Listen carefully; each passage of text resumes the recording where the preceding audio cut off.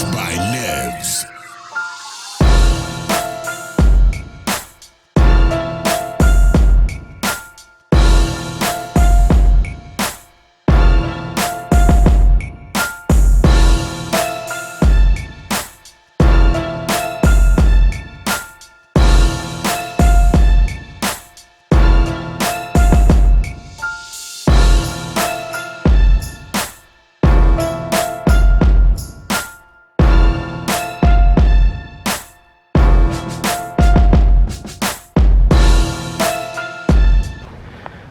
How's everybody doing? So day 4, you know, of course taking my time. Engine is in the car. What's it called? The torque tube is all fastened down. The clamp, the J clamp is freaking I don't even know if it's called a J clamp, but the clamp is all torqued down. Also got the front suspension hooked back up. So the control arms and the shock is all hooked back up. Also started doing some electrical connections underneath, and you know, as you can see, the car's not being supported. I mean, the engine's not being supported by the engine hoist anymore, nor is the motorcycle jack underneath there. LS2 is all bagged up because it's gonna rain here, so I got two tarps on it, and I got it on wood so it won't sink down. I think it'll be fine. And so I'm underneath here right now messing with long tube headers.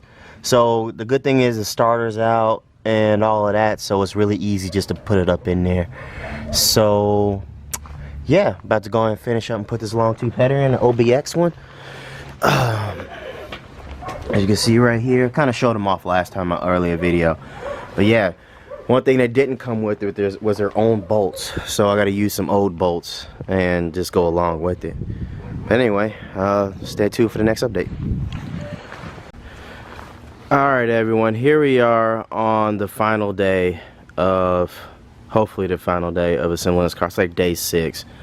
It's been a long process because not only that, but I also got sick because I wasn't wearing enough protective clothing. As you can see here, I'm wearing like part of my NBC gear from the Army. I was wearing a top yesterday because it was a lot colder, but the NBC gear really keeps me warm. I wish I found it earlier. But anyway, we got most of the car back together. Hood just got back put back on. All the fluids in there. Only thing we have to keep adding is more coolant and water mix. Got the exhaust all buttoned up, as you can see right here. Only thing is the O2 sensor extensions for the rear, they weren't long enough, so I ordered a couple more. But even though we're going to get them tuned out by Corey at the dyno day, I still want to have them, try to have something with no codes. So yeah, there's the exhaust. The last thing I can't figure out is I have this one hose that I never disconnected, but I just saw it flopping around. This hose right here. It runs all the way to the rear of the car, and is tucked up underneath the tunnel panel underneath the torque tube. It runs up in here, but I just don't know exactly where it goes. So yeah, that's my last problem. But anyway, gonna go ahead and lower down the car, and then we're gonna try to start it up and see how it goes. Wish me luck.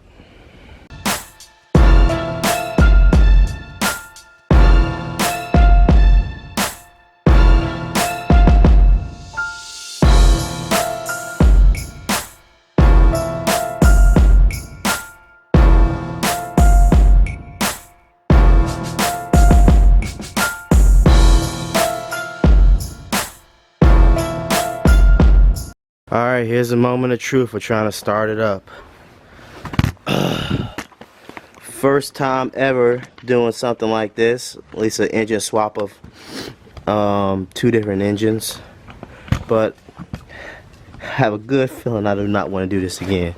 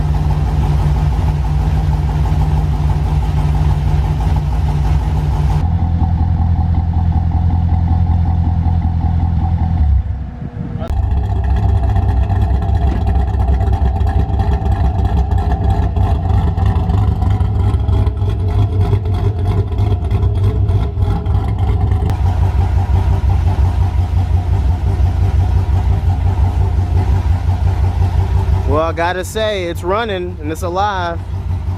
No codes as of yet. I know the O2 sensor code's gonna kick on because I don't have the rear hooked up. But no, it is running. First startup too.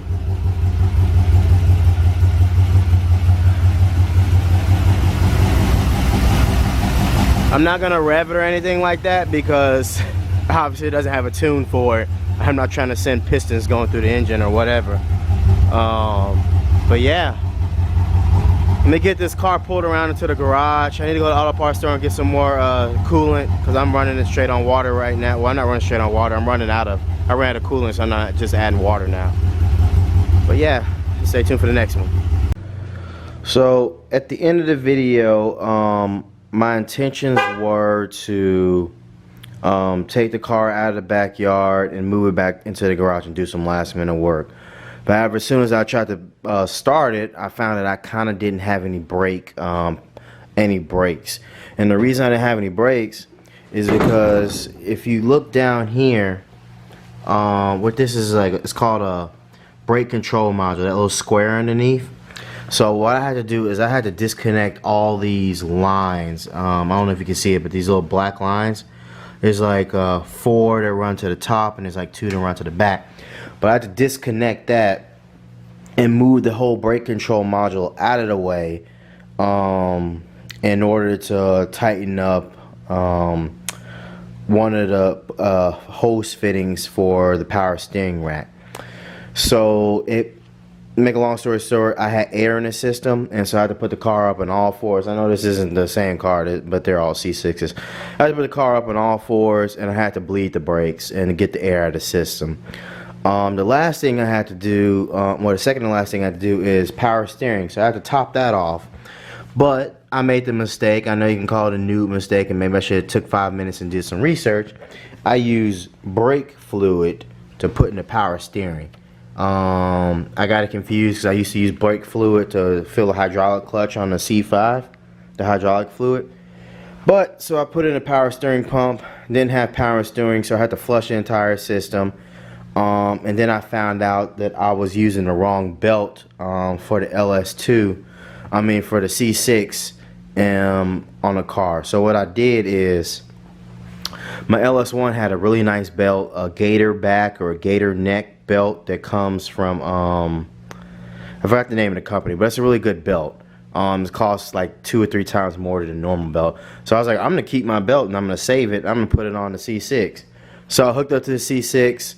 And then lo and behold, everything was running fine, but I found out after, long story short, is that the part numbers aren't compatible. So a belt for a C5 doesn't work on the C6. Even though the car was running, it wasn't, I guess, putting enough tension on there to run the power steering pump.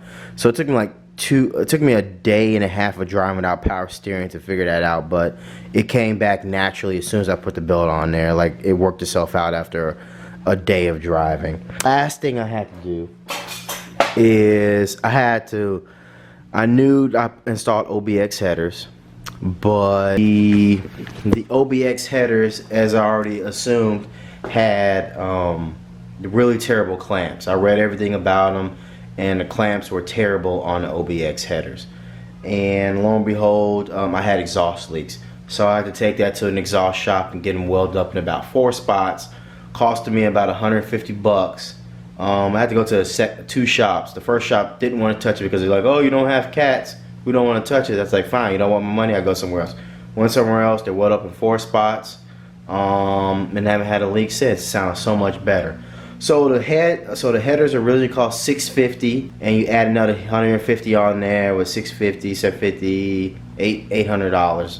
So it became $800 to get a set of OBX headers on there and completely installed. So still quite a little bit cheaper than American Racing or Cook's or LG, which are like $1,200 to $1,500. So it still came out on top. And OBX headers are running great and they sound great, as you can see in the video. That's all I have for this segment of the LS swap. The next one will be to actually going out and get it dynoed. And if you haven't been to the channel before, please like and please subscribe, and thank you for watching.